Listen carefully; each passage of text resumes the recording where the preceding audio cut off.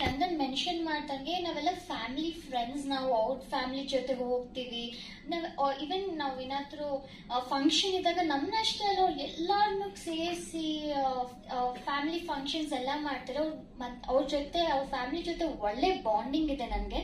ಪ್ರತಿ ವರ್ಷನೂ ಅವ್ರು ನನಗೆ ಬರ್ಡೇ ವಿಶ್ ಮಾಡ್ತಾರೆ, ನಾನು ಅವ್ರಿಗೆ ಬರ್ಡೇ ವಿಶ್ ಮಾಡ್ತೀನಿ. ಬಟ್ ಈ ವರ್ಷನೇ ಯಾಕೆ ಈ ಥರ ಆಯಿತು ಅದು ತುಂಬ ತಪ್ಪು ಆ್ಯಕ್ಚುಲಿ.